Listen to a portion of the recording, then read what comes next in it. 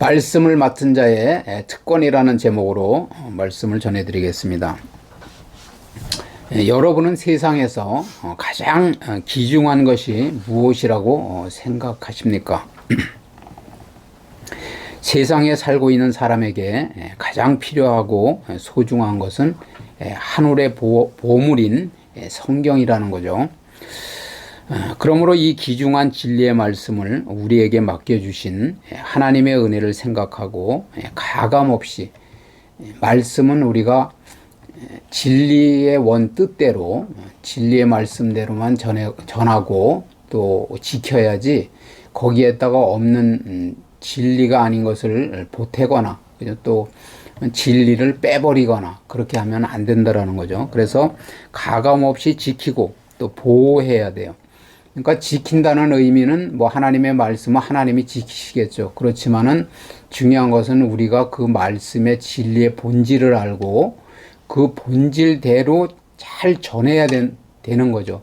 다른 사람들이 그것을 자꾸만 변개해서 다른 그 뜻으로 그 해석하고 그렇게 해서 그게 또 진리인 양 이렇게 전할 때 우리는 잘못되었으면 그 잘못된 진리를 바로잡아서 이게 성경의 그 뜻대로 우리가 그 뜻을 전해야 된다는 거죠. 그 목적을 전해야 된다라는 거예요. 그것을 우리가 먼저 깨닫고 그렇기 때문에 진리를 먼저 깨닫고 그 진리를 전하는 그런 역할을 해야 된다라는 거죠. 그리고 삶으로 복음을 증명해내야 돼요.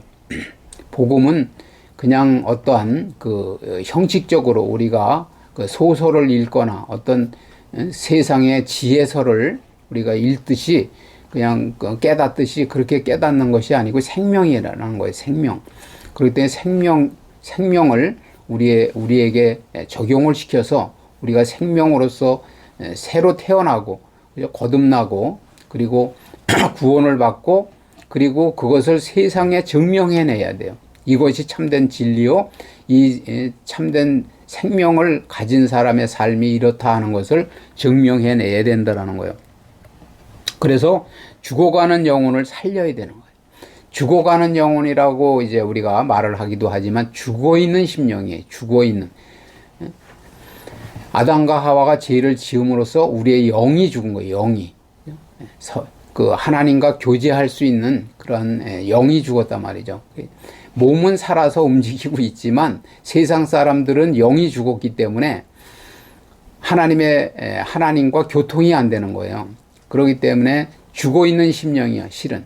그래서 우리가 죽어있는 심령을 생명의 말씀을 듣게 함으로써 전해줌으로써 살려내야 된다는 거죠. 그래서 하나님께 영광을 돌리는 것이 우리의 의무고 사명이라는 거예요.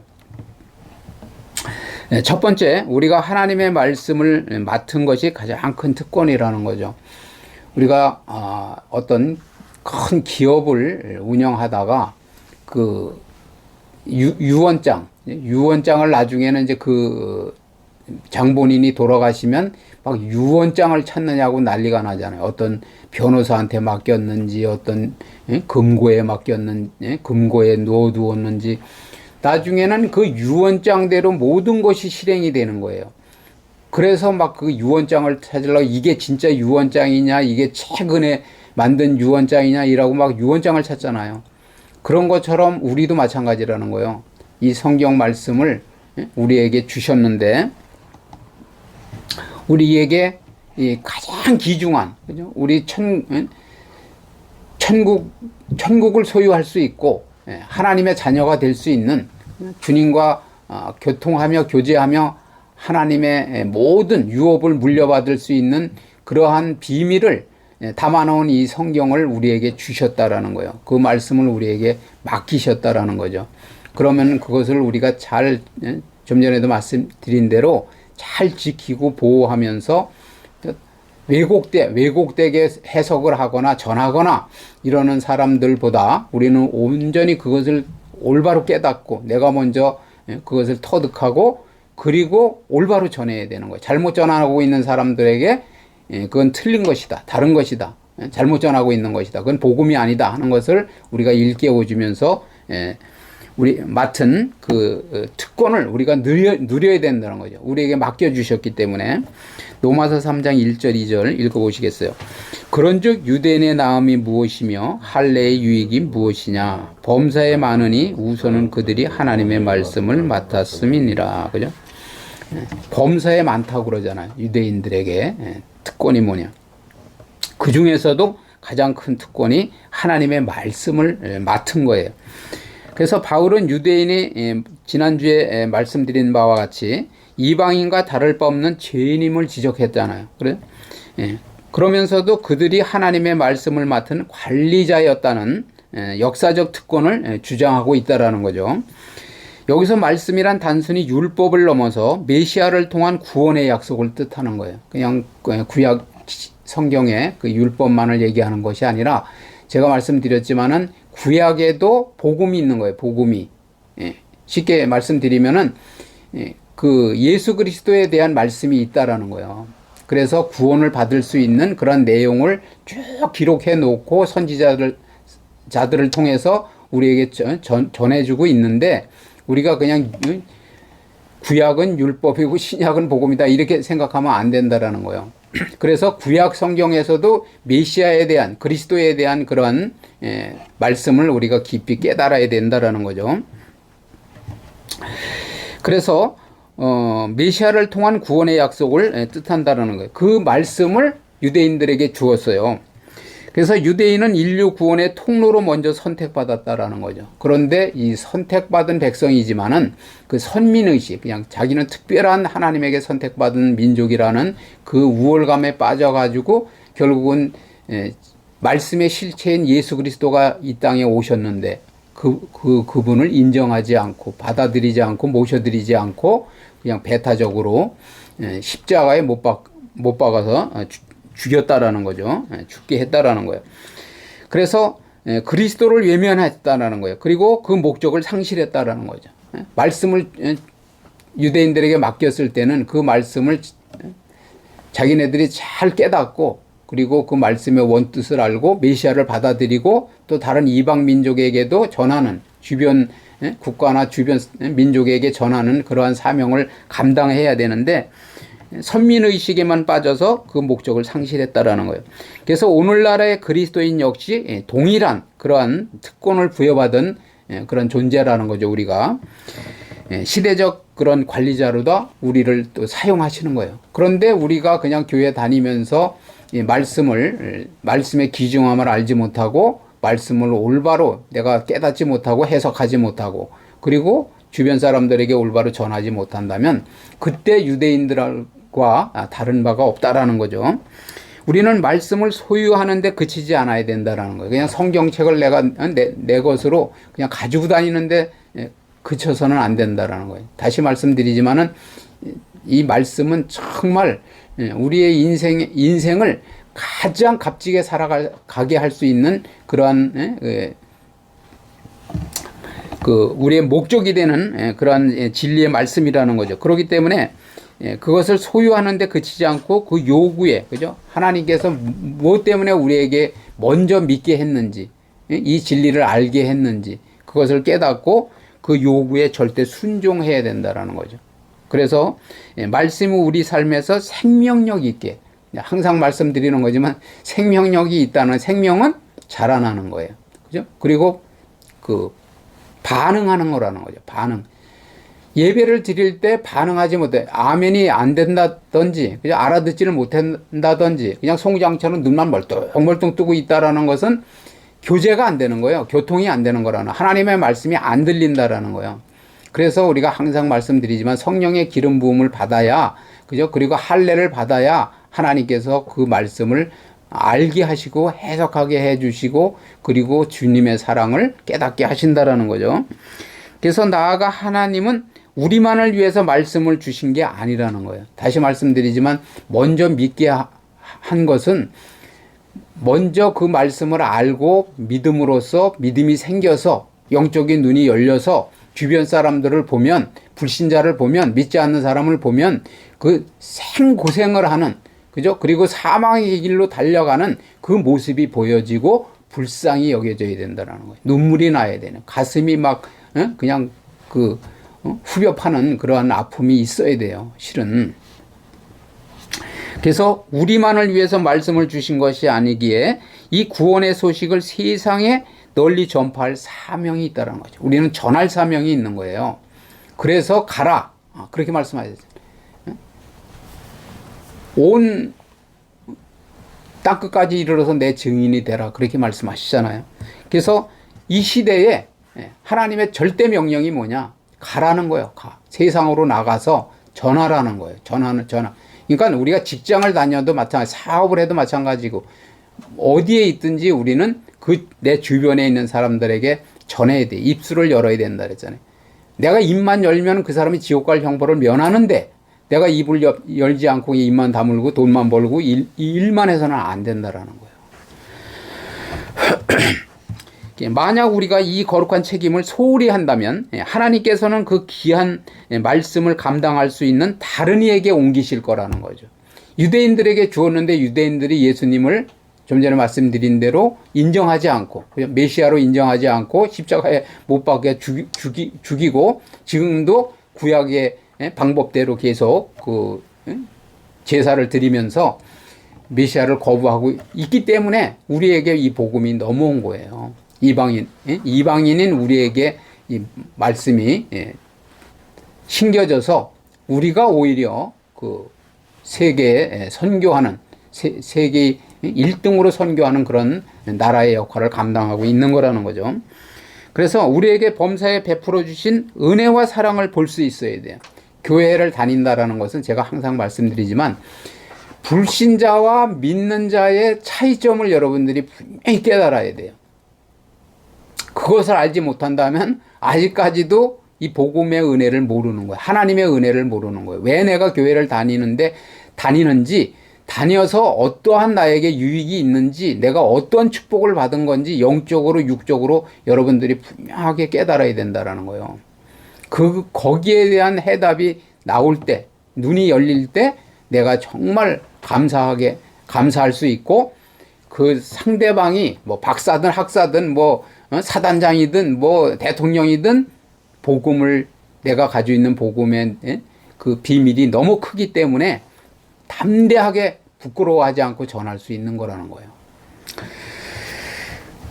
그래서 우리에게 범사에 베풀어 주시는 은혜를 깨달아야 돼. 우리가 은혜라는 찬양도 알고 있지만은 모든 것이 은혜예요. 숨 쉬는 거, 우리가 걸어갈 수 있는 거, 밥 먹을 수 있는 거, 세상에 나가서 어떤 활동을 할 수 있는 게, 이게 하나님이 허락지 않으면 불가능한 거예요. 3절 4절 읽어보시겠어요?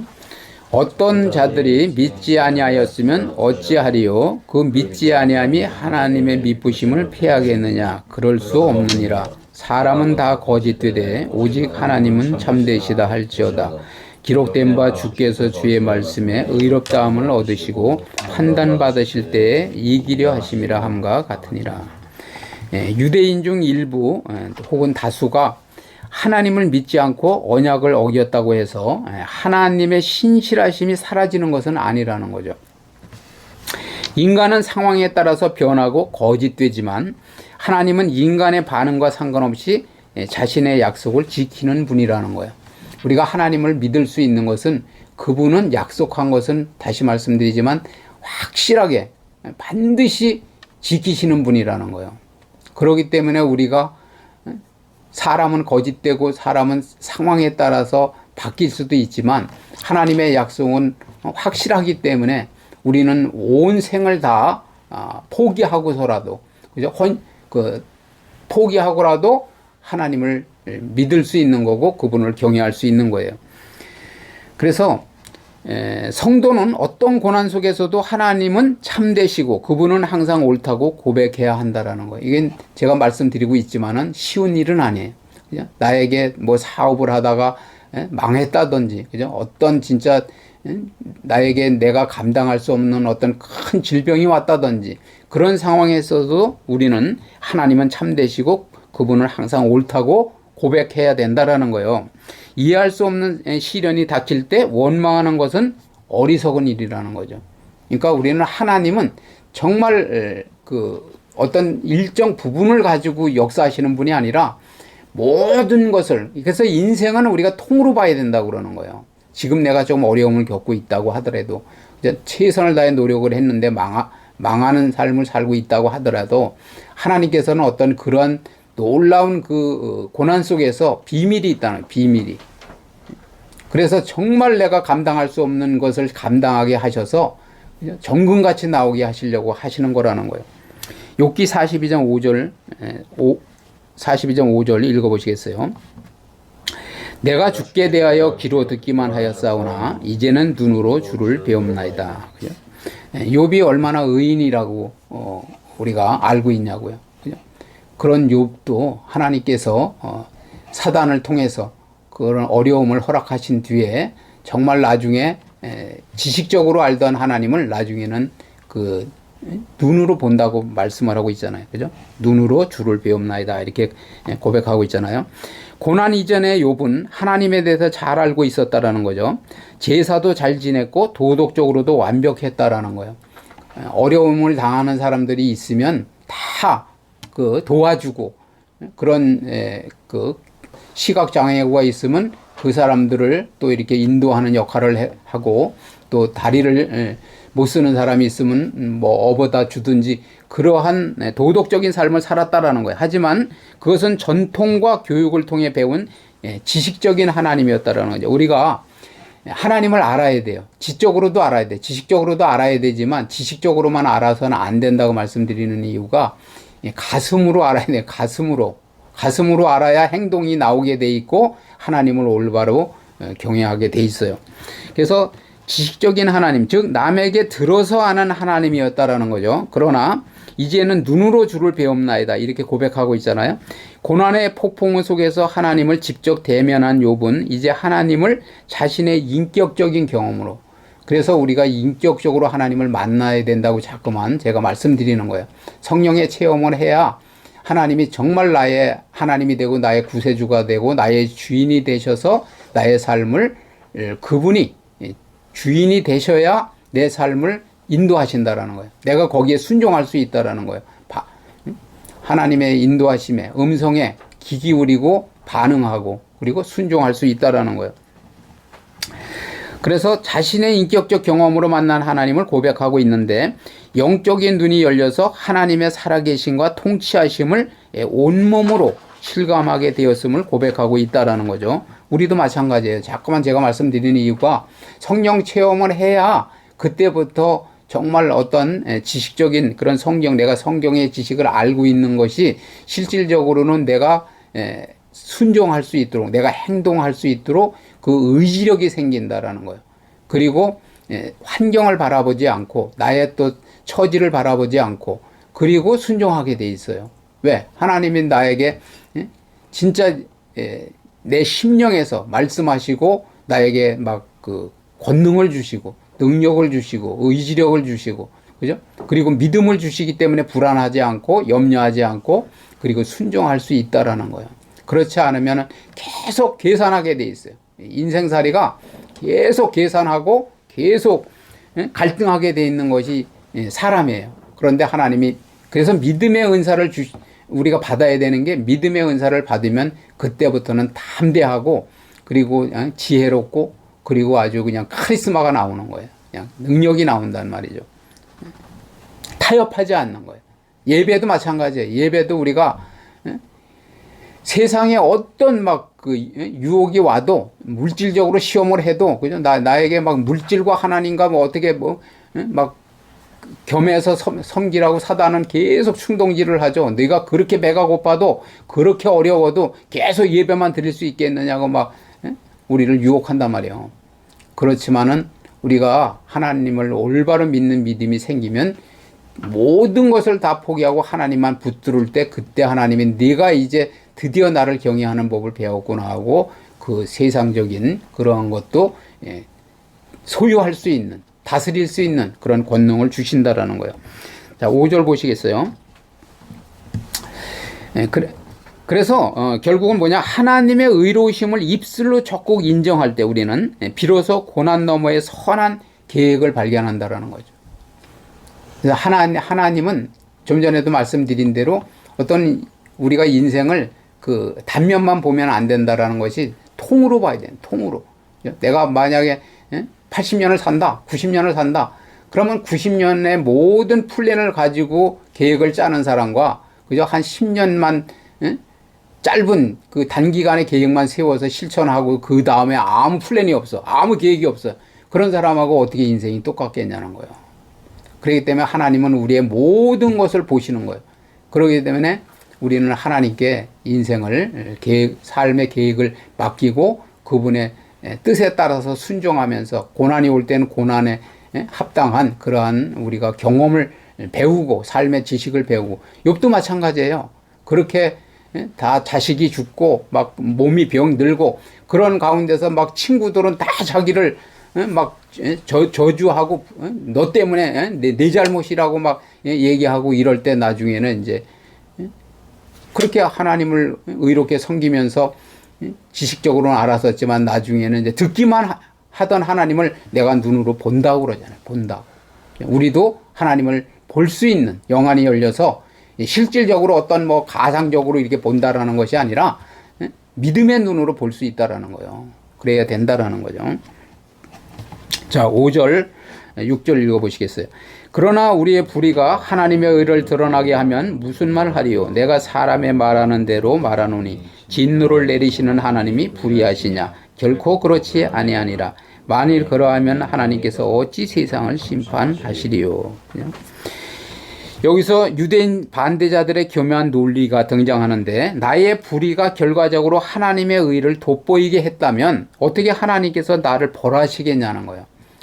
내가 막 잘못을 함으로써 이것이 잘못이고 하나님의 선이 드러났다라는 거죠. 더 극렬하게 악과 죄와 선이 완전히 이렇게 극렬하게 드러나서 하나님에게 오히려 도움이 되었는데 어떻게 나를 벌하시겠냐 그런 말씀이에요. 그래서 그런 것은 불공평한 거 아니냐 이런 논리를 펴고 있는데 바울은 그렇지 않다고 단호하게 답변을 하고 있다는 거죠. 하나님이 불의하시다면 어떻게 세상을 공정하게 심판할 수 있겠느냐는 거예요. 제가 항상 말씀드리지만 하나님은 공의의 하나님이에요. 공의의 하나님.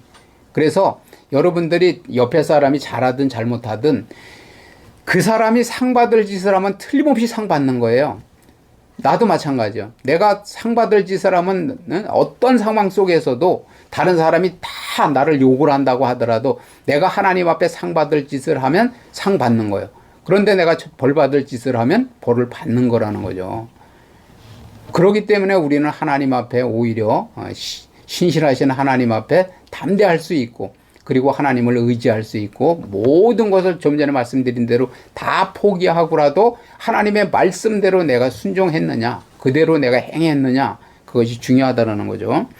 그래서 하나님이 불의하시다면 어떻게 세상을 공정하게 심판할 수 있냐는 거죠. 그죠? 하나님은 아주 공정한 하나님이라는 거예요. 그래서 하나님은 심판주의 시기에 본질적으로 공의로우셔야만 한다라는 거죠. 어떤 우리가 그러잖아요. 세상을 살아가면서도 우리에게 절대 기준이 있어야 되잖아요. 진리가 절대 기준이에요. 우리가 절대 진리라고 하는 이유는 이 진리대로만 살면은 인생은 절대 낙오되거나 실패하거나 후회하지 않는 삶을 살 수 있는 거라는 거예요. 절대 진리이기 때문에. 그죠? 세상이 아무리 변하든 세상이 변하든 시대가 변하든 뭐 100년이 가든 1000년이 가든 그것은 절대 진리이기 때문에 변하지 않는 절대 진리라는 거예요. 그것을 우리가 붙들고 살아간다면은 우리의 인생은 승리를 확신할 수 있는 거라는 거죠. 자, 골로새서 3장 25절 읽어보시겠어요? 불의를 행하는 자는 불의의 보응을 받으리니 주는 외모로 사람을 취하심이 없느니라. 그죠? 하나님은 사회적 지위나 또 겉모습으로 사람을 차별하지 않으시는 분이라는 거죠. 모든 불의에는 공의로운 심판이 뒤따름을 기억해야 된다. 제가 말씀드리잖아요. 우리 하나님은 공의의 하나님이기 때문에 하나님의 그 말씀대로 하나님의 법칙대로 하나님의 섭리대로만 우리가 살아가면 절대 우리는 다른 사람이 어떤 처벌을 받는다고 하더라도 우리는 생명길을 갈 수 있고 우리는 좁은 길을 가면 우리에게는 모든 것이 형통한 삶이 될 수 있다라는 거예요. 그래서 모든 불의에는 공의로운 심판이 뒤따름을 기억해야 한다라는 거예요. 우리 모두 주님 앞에서 부끄러움이 없이 정직해야 된다는 거예요. 신앙생활은 정직해야 돼요. 사람은 속일 수 있지만 하나님은 속일 수가 없어요. 그러니까 여러분들이 모든 예배를 드리거나 헌신을 하거나 헌금을 하거나 하나님의 말씀을 지키면서 세상에 나가서 전도를 하거나 구제를 하거나 그런 모든 것이 하나님의 말씀대로만 하면은 정직하게만 하면은 여러분들에게는 형통한 삶이 된다라는 거죠. 자, 세 번째는 뭐냐면 심각한 언어의 왜곡은 정죄와 심판의 대상이라는 거예요. 우리는 정말 말조심을 해야 돼. 우리 성도님들은 정말 말을 잘 가려서 하고 있는데 자, 7절, 8절 읽어보시겠어요? 그러나 나의 거짓말로 하나님의 참되심이 더 풍성하여 그의 영광이 되었다면 어찌 내가 죄인처럼 심판을 받으리요? 또는 그러면 선은 이루기 위하여 악을 행하자 하지 않겠느냐? 어떤 이들이 이렇게 비방하여 우리가 이런 말을 한다고 하니 그들은 정죄받는 것이 마땅하니라. 그죠?